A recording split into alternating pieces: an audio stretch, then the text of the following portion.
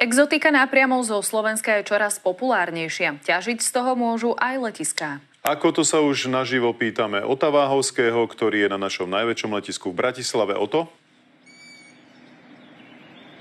Dobrý večer, tak práve tá zimná sezóna je dôležitá pre naše letiská, je to bratislavské. Ak sa pozrieme možno na čísla, tak celkové v minulom roku vybavilo toto letisko 1 800 000 pasažierov a tento rok by mali prekročiť 2 milióny pasažierov. No ich ambíciou je dostať sa na čísla spred pandémie. Iba pripomeniem, že v roku 2018 a 2019 to boli 2 milióny 300 000 pasažierov za rok. No a preto chcú posilniť najmä zimnú sezónu a ako priznal aj riaditeľ letiska v Bratislave, tak letné sloty alebo ten harmonogram odletov a príletov počas leta majú úplne plný, preto musia pridať najmä na zimnej sezóne. No a to chcú už od 23. októbra, kedy spúšťajú priame letecké spojenie do krajiny, ktorá je známa tekilou, ale aj ikonickými klobúkmi. O ktorú krajinu ide, si už môžete pozrieť v nasledujúcej reportáži. Vianoce pod palmami sú čoraz populárnejšie. Tento rok ukázal zvýšený záujem najmä o priame lety z Bratislavy na horúce kubanské pláže či azúrovú Dominikánsku republiku. No nebolo to úplne priamo. Obrovský Airbus A350 vždy letel cez Prahu. Práve medzi pristátie v Prahe a vyše dvojhodinový prestoj bolo to, čo Slovákom najviac prekážalo na exotike tohto typu z Bratislavy.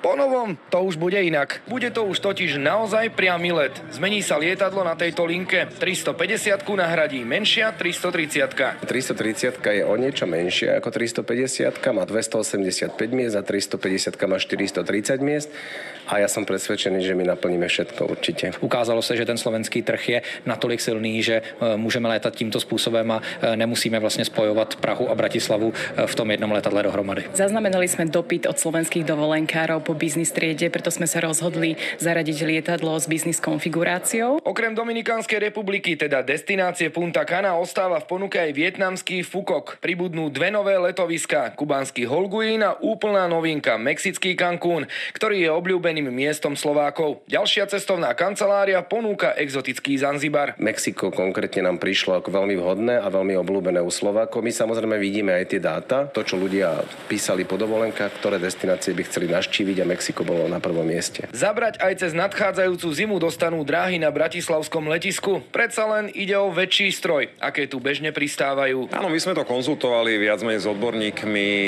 predtým, než sme dali ten súhlas na to. Z toho dôvodu, že A330 je ďaleko šetrnejšia k dráhe. To znamená, že z tohto pohľadu môže ísť plne naložená kapacitne. Zimná sezóna s odletmi do exotiky na našom najväčšom letisku štartuje koncom októbra. Naše druhé najväčšie letisko v Košiciach zatiaľ priame lety do exotiky na zimu nechystá. No s prestupom vo Viedni ponúka aj Karibik. Či už na Maldivách, v Thajsku, Singapure, v Južnej Afrike, všade tam sa dá lietať z Košic na jeden prestup. Prináša však historickú novinku, najmä pre milovníkov Afriky. Sa z Košic bude lietať do Egypta, do egyptskej Hurgády aj počas zimy. Jozef Demeter a Oto Váhovský, televízia Markíza.